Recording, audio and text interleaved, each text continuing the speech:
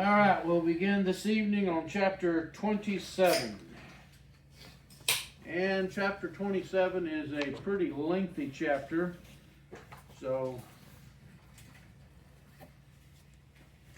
Merrill will be the only one that will get all the way through it tonight. No, I don't think so. This is a pretty long chapter. Yeah. Also, don't forget, Sunday night, no Bible study Sunday night. We will have movie night, 5 o'clock. Bring your snacks and your popcorn. I have popcorn. Bring snacks. $20 a head admission fee. Just bring snacks.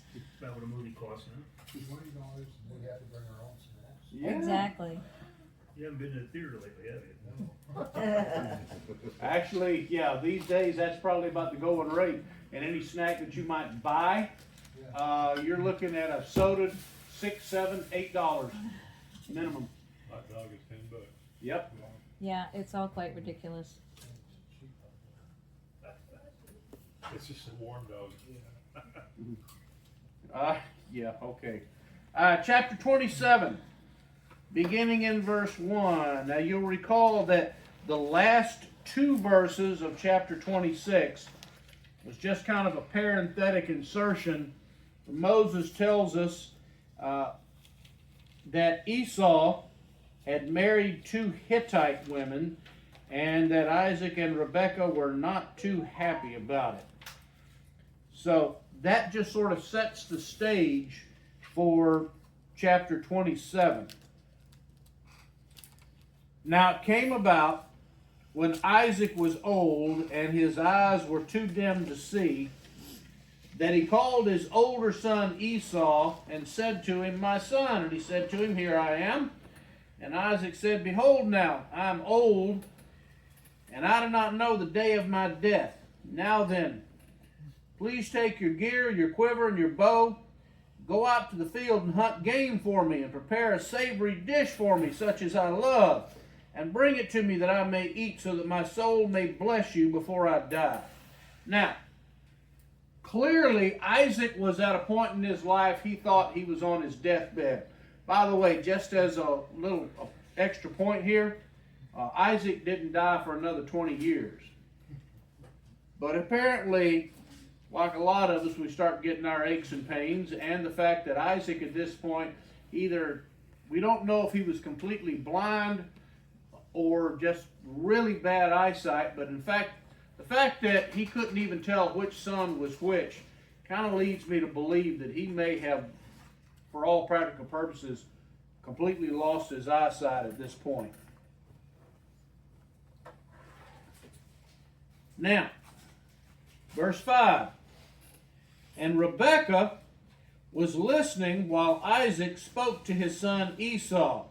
So when Esau went to the field to hunt for game to bring home, Rebekah said to her son Jacob, "Behold, I heard your father speak to your brother Esau, saying," and we'll stop there for a minute. Notice how this sets this up. Whose son was Jacob?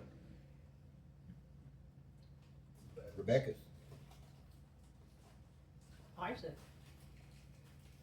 Both of them, right? Yeah, I was going to say they were. Yeah, but notice it just sets this up as Isaac spoke to his son Esau, but Rebekah spoke to her son Jacob.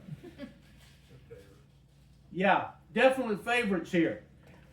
Clearly both of them, were the son of this couple, but the way Moses describes this makes it very clear that Esau was daddy's boy and Jacob was the mama's boy. And in fact, the way it even describes them, you gotta get the impression that Jacob was a bit of a mama's boy. And Esau, on the other hand, he's daddy's favorite. And why do we see Esau being daddy's favorite? He's the man's man. He's the hunter. There you go, he's a man's man. He goes out and hunts. Jacob stays at home and piddles around the house, apparently, which suited Rebekah just fine. I'm still thinking about the negativity I'm feeling about him being a mama's boy. I just don't understand. What's wrong with that? Anyway, moving along. Yeah. He was Well- Italian. What's that? I said he was Italian. That's right. Yeah, Jewish. So you're saying that Jacob was a milksop. I don't know that it goes so far as to say that Jacob was, like a weakling or anything, but definitely he's Mama's favorite. As Lou says, know when to stop digging. Just answering a question here. I thought I'd throw a shovelful in it. Yeah. All right, but now, what other parallel do we see here? Notice as Esau and Isaac are having this conversation, you get the impression that Rebecca was not in the room. Where's Rebecca? She's listening. And Eavesdropping. she's room. eavesdropping at the door. Now, where did we see that before? Abraham and Sarah. Not just say, Abraham and Sarah, yeah. Abraham is having the conversation outside with Jesus and the two angelic beings. And it says that Sarah's kind of over at the tent door listening to the conversation. And laughing. Mhm. And basically laughing about it. Exactly. So Sarah doesn't believe what she's hearing. And that's when, apparently God himself turns and looks to her and like, why are you laughing? Oh, me? I didn't laugh.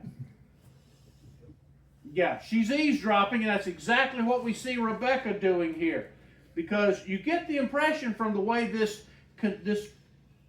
scene materializes that Isaac did not realize that Rebecca was aware of this conversation. So, anyway, she says, or rather, behold, I heard your father speak to your brother, saying, bring me some game and prepare a savory dish for me that I may eat and bless you in the presence of the Lord before my death. Now, let me mention something here.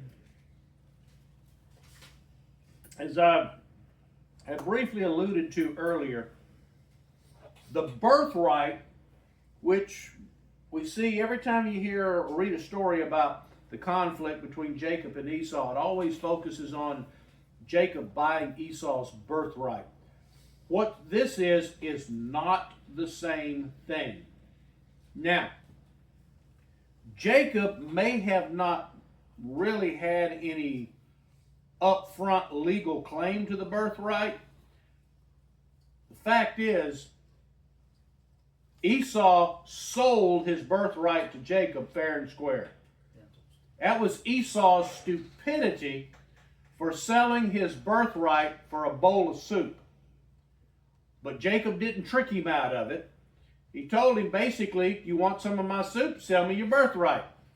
It was up front, and that was Esau's, not only his stupidity, but his lack of respect for what the birthright really involved. He didn't realize that basically that's your whole inheritance you just threw away for a bowl of soup. This, on the other hand, was considered a prophetic blessing. Now, we have no indication in the Bible that Isaac is ever recognized as a prophet, but he is one of the patriarchs of the nation of Israel. And for whatever reason, God did honor the blessings and the pronouncements that he put upon his sons. You saw Abraham blessed his son Isaac. Isaac, of course, we hadn't gotten that far yet, but we know he blesses Jacob. And Esau gets a kind of a halfway blessing out of the deal. Where else do we see in the Bible that the patriarch blessed his sons? Anybody remember? Joseph. Joseph. Wasn't it, Remember, well, Jacob. Jacob? Jacob blessed all 12 of his sons and pronounced a prophetic blessing upon each one of them. And then, of course, later, we saw that Joseph brought his two sons into Jacob, wanting Jacob to bless those two as well. And so with each family patriarch, with the next generation, we saw that there was a blessing passed along to the next one. Again, this has nothing to do with the birthright. And they considered this, whatever this blessing would turn out to be, that they recognize the patriarch as essentially speaking with a prophetic voice. In other words, whatever he pronounced upon them, they believed would happen. Now, as it so happens with Abraham, Isaac, Jacob, God did in fact honor the prophetic blessings that he gave them. Now, whether, I don't know whether the cart came before the horse here, whether God honored what they said, or whether God spoke through them, and that they did in fact speak prophetically about what God was going to do. The Bible doesn't tell us. We don't know whether they were speaking prophetically or whether God simply chose to honor what they declared. So is what you're saying that the blessing was a standard practice and that all fathers did that, all patriarchs, but for Pretty everyone much. who weren't God's chosen, they were a wish and a prayer That's for exactly. God to honor that blessing. Now you're getting on the. Whereas with Abraham, Isaac, and Jacob, it's either God is honoring that request or that prayer, or he's speaking through them. One or the other. Okay. But you're on the right track. This was a standard practice of all family patriarchs, that they would bless the next generation. And the blessing primarily went to the oldest son. The other sons might get some minor blessing. In other words, God's going to take care of you, this is going to happen or whatever. But the big blessing that said, you're going to prosper and the world's going to fall down at your feet, that all went, in most cases, to the oldest son.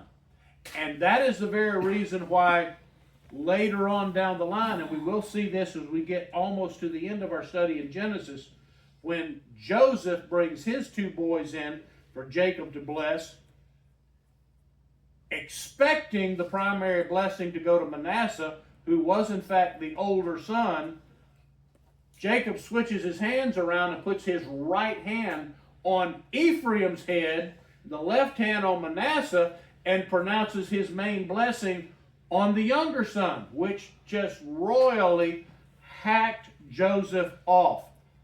And when Joseph complained about it and said, don't do that, Jacob basically said, oh well. Too bad, my choice. Too bad. My choice. I did what I did. Well, looking at it from this perspective, we see why. Because granted, they were twins, and the amount of time that Jacob might have been older would have been a matter of minutes. Jacob was still recognized as being the younger brother. And here, he stole what should have been the primary family blessing that would have gone to Esau. All right, so anyway, biggest thing here, don't confuse this with the birthright. The birthright was the inheritance. This is the prophetic blessing. I got a question. Shoot. Was stealing the blessing a sin? Yeah. Then why did God let him get away with it and reward him for it? Because in this particular case, God himself had already declared that Jacob would be the son of promise. And that's a good theological point to look at here.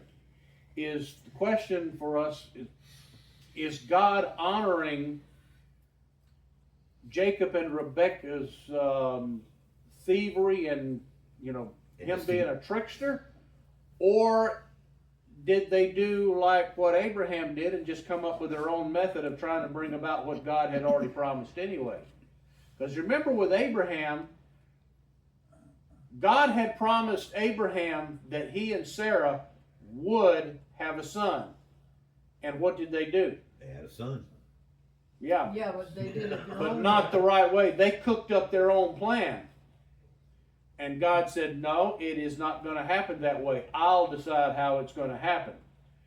Well, we see that, what's it been, 3,000 years later, they're still suffering their descendants rather, are still suffering the consequences of that sin. But now, in this particular case, Jacob and Rebekah pull off what God had already declared would happen, but that doesn't excuse what he did. What he and Rebekah did was still sinful, but why did God honor it? God didn't honor the sin. God honored what he'd already promised to begin with. Just so happened their sin just sort of fell into place with that. So the first time somebody tried to make it work, it failed, but the second time they actually pulled it off. Well, did they pull it off, or did it just simply happen to be a coincidence that God was going to do it that way anyway? That's the question you got to look at. That goes back to Romans chapter 8 and whatever. That all God, everything Uh-huh. works in God's will for good. Just because something is God's will does not necessarily mean that it's God's will as to how it ultimately occurs. Just like Joseph in the bottom of the well. Well, yeah, but let me give you another example. The Babylonian conquest of Israel. Was it a sin for Babylon to invade the promised land, kill who knows how many thousands of Israelites, and then take the entire nation of Israel, less just a few of the dregs of society they left behind, and take them to captivity in Babylon? Was that sinful? On the Babylonian part, yeah, but Absolutely it was. That's gonna happen. But God allowed it to happen because God is a master at taking even something sinful and bringing his will about as a result of it. You recall, what was it? I believe it was Habakkuk that even asked, Lord, why are you letting these things happen? Said, this isn't right, that these Babylonian people who are, terrible, they're sinners, they're pagans, and yet we see they're marching against us to take our people into captivity. Why are these things happening?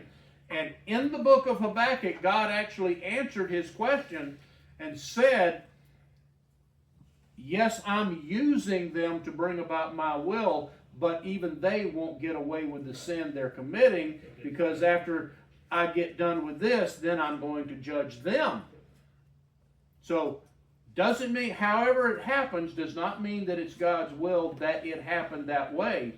It's just that because does God know how it's going to happen? God can bring about his will, whether from our perspective we do it right or. And I think which one of it was it that said, Joseph in the well? Yeah. Taking Joseph into captivity and selling him to slavery in Egypt.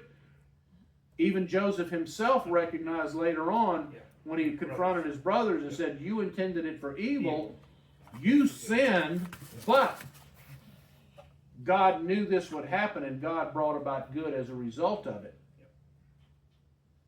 I think that's what's going on here.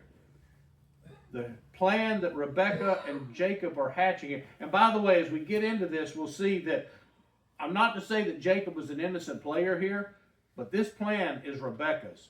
Jacob is basically just, Mom, this isn't right. Yeah, Mom, this isn't right. And Rebekah pretty much says, shut up and do what I tell you. So, but anyway, let's continue on into that. Verse 8 says, now therefore, my son, and this is Rebekah speaking, my son, listen to me as I command you. Notice how she lists. It's not a request, it's I'm telling you. You're going to do this. Go now to the flock and bring me 2 choice kids from there, that I may prepare them as a savory dish for your father, such as he loves. Then you shall bring it to your father, that he may eat, so that he may bless you before his death. Obviously, Rebekah thought he was on his deathbed too. And Jacob answered his mother, Rebekah, behold, Esau my brother is a hairy man, and I'm a smooth man. Perhaps my father will feel me, then I shall be as a deceiver in his sight, and I shall bring upon myself a curse, and not a blessing. But his mother said to him, your curse be on me, my son, only obey my voice, and go get them for me. So Jacob recognizes that, hey, this isn't right, and there's a possibility I'm going to get caught. Now, what are you going to do then? And Rebecca basically is like, well, the curse will be on me. Well, if in fact Jacob were to have pronounced a malevolent, curse on him or something, how is Rebecca going to just arbitrarily say, oh, the curse will be on me? She's not. That's No. called manipulation. Yeah. Yeah, that's all. So what you got here is a mama that's kind of, Protected. she's manipulating her son because she wants Jacob to be the one to inherit, daddy's fortune. Especially if she's gonna be a widow. Yeah. And it's interesting that Isaac outlives her by several years. All right. Verse 14 says, so he went and got them, brought them to his mother, and his mother made savory food such as his father loved. Well, many times as Moses says this, you definitely get the impression that Isaac liked meat dishes. We get that impression. Carnivore. Well, yeah, definitely. Then Rebekah took the best garments of Esau, her elder son, which were with her in the house, and put them on Jacob, her younger son. And she put the skins of the kids on his hands and on the smooth part of his neck. Now, if we've only had enough time here to butcher a couple of goats, cook them, take these, the skins and probably scrape the blood and the mess off of it. Esau's been gone a while. This is some nasty stuff she's Yeah, doing. look, these aren't cured skins. These are not cured skins. She's putting some nasty, wet, She's freshly wrapping killed. him up so he'll be hairy. Yeah, and not only that, but probably not. Not smelling sweet. He ain't smelling too good. So when he gets close enough that Isaac kind of gets a good whiff of him, he's definitely going to smell like a goat. I've got a question. Esau didn't smell that very I'm good. sorry. Apparently not. Okay, Isaac sent Esau out to hunt some wild game, Uh-huh. and instead he gets fed lamb. Doesn't he know the difference between lamb and wild game? Goat. No, just made into a soup. Probably. Well, there's probably a couple of goats he more than likely, but Yeah. cooked for him. Mine But says goats. Oh, it said kids. Okay, yeah, a all couple of right, kids, that's goats, not lamb. But couple still, of goats. that's not wild game. That's not venison. No, You know. but you don't know really what kind of wild game he was looking for. Yeah. Could have been, wild sheep, wild hogs. Well, no, they don't Deer. eat hog. It says venison. No, they didn't have the prescription on not eating hog yet, did they? Take venison. So No, wouldn't they be didn't. hunting hogs. The Okay. law of Moses had not yet been. So Okay. it Get ahead of could myself. have been.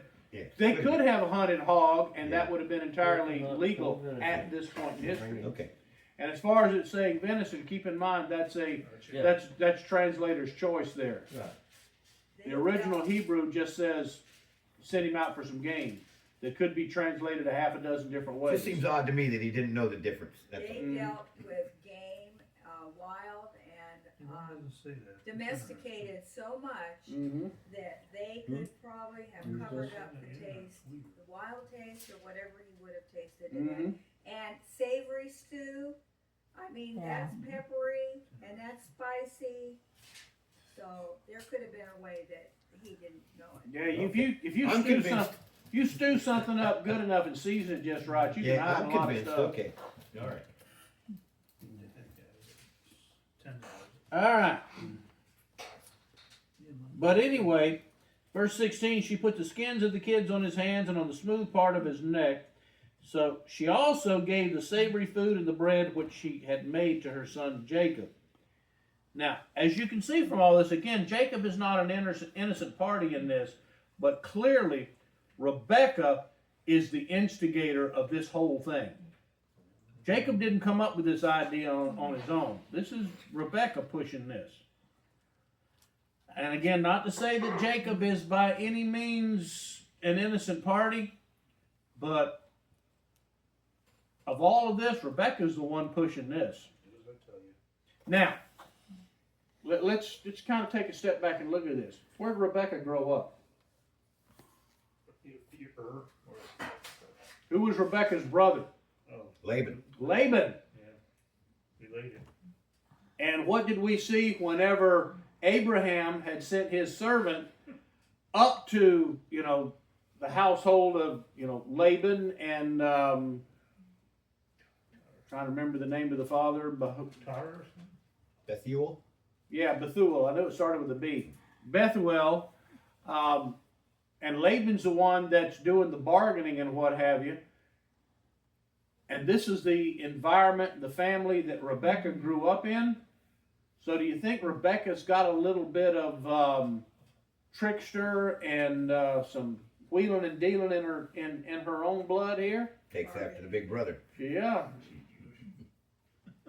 She apparently hadn't gotten this out of her system. She's got some wheeling and dealing going on here. You know, between Rebecca and Sarah, don't tell me about the weaker sex. I mean, this women, they had these people wrapped around their finger. Mm-hmm. So they were the planners. Thank you, All right, Mario. guys, you heard it. Yes, dear. Thank you, Mario, so I didn't have to pipe in. You too, really. You too. All right. Okay. Verse 18 says, Then he came to his father and said, My father! And he said, Here I am. Where are you? Or who are you, my son? And Jacob said to his father, I'm Esau, your firstborn. I've done as you told me. Get up, please. Sit and eat of my game, that you may bless me. Now, when he says get up, what does that tell us about Isaac? He's laying down. Yeah. Thinks he's on his He deathbed. thinks he's on his deathbed. He's still laying around waiting to die. All right, next question. Why can't he distinguish between the two voices of his sons? We're Is fixing he to also nearly deaf? All right. You're just getting about 3 verses ahead. Okay. Hang loose on that. I'm still trying to figure out how he got so deceived so easily. Well, Moses tells us. Just be patient. Verse 20 says, And Isaac said to his son, How is it that you have it so quickly, my son? And he said, Because the Lord your God caused it to happen to me. Now, right now, that tells us Jacob is now neck deep in it. Because what has he just done? Lied. Yeah. Basically, he's pointing the finger at God. And notice also how Jacob describes this. The Lord who? Your God. Your God. Jacob hadn't quite figured out yet that what God he's worshiping. The Lord your God blessed me. So Jacob's lying through his teeth at this point.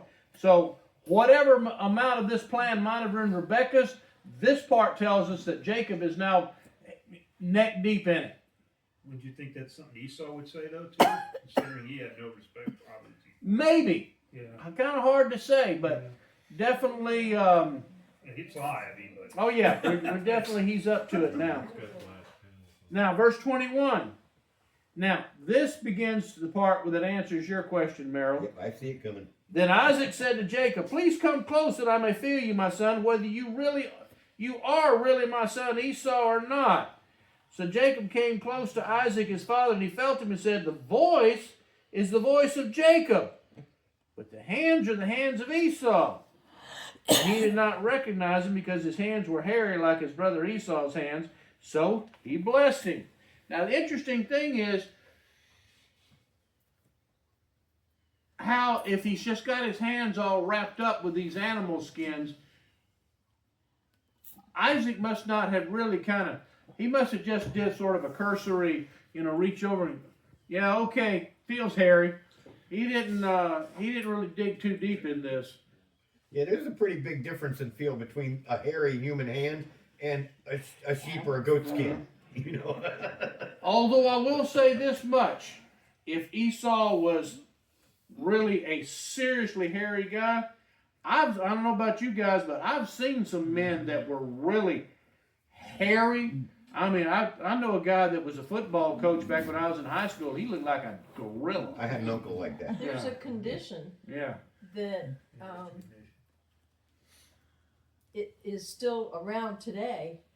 I've seen it on TV where you're, hairy everywhere. Even your face is hairy. And is it There's good? some people who are just naturally heavily hairy that don't have that condition though. I had an uncle like that. Yeah. You know.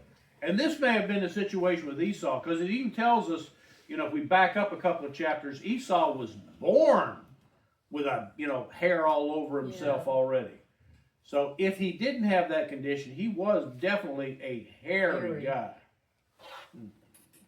All right, verse 24, and he said, "Are you really my son Esau?" And he said, "I am." You skipped 23. Let's see. No, I didn't. I got down to verse 23. Okay. He blessed him.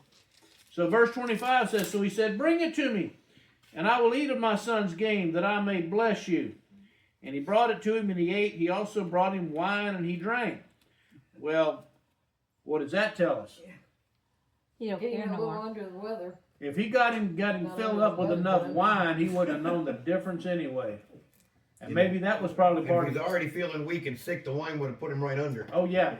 So at this point, he ain't got any common sense anyway, because, you get enough wine in you, that's just like you getting hit in the head with a hammer. You feel it, but you don't care anymore. Then his father Isaac said to him, "Please come close and kiss me, my son." So he came close and kissed him, and when he smelled the smell of his garments, he blessed him and said, and we'll get to that in a minute. All right. So, yes, he did recognize Jacob's voice, but the other things in there apparently convinced him. He smelled like, because he was wearing Esau's clothes. He had animal skins on, so that at least to whatever degree he put his hands on him, like, okay, you feel like Esau. You brought me plenty to eat like Esau would have. So he's got like about 3 out of 4. And the smell of the slaughtered animal even Yeah. made it more convincing. So he's convinced that this is Esau, even though he sounds like Jacob. So you have to wonder to what degree Isaac, did Isaac really want to know the truth, or did Isaac allow himself to be tricked? Or did God manipulate things to make it happen this No, way? because I would reject that, because that would be God trying to intentionally perpetrate a lie. And compromise free will. Yeah. Every time we see in the Bible where for example, in our study of the tribulation period, God allows humanity to experience, to believe the lie, but who's perpetrating the lie? Satan. Satan. And so in this particular case, it would be an affront to God's nature to point the finger at God and say that God caused him to believe this. If anything, God may have allowed it to happen, but you got to wonder in here, did Isaac really want to know the truth? Or did he just allow himself to be tricked? Or did he just get enough wine in him that he didn't care? A lot, yeah. All right, we're going to go down through verse 29 here, and then we'll call it at that particular point. All right, so here we see the blessing that he gives him. In verse 27, it says, "See, the smell of my son is like the smell of a field which the Lord has blessed." I'm not really sure that's like, you smell like dirt, boy. Now may God give you of the dew of heaven, and of the fatness of the earth, and an abundance of grain and new wine. Now verse 20, those first verse and a half there is almost just a,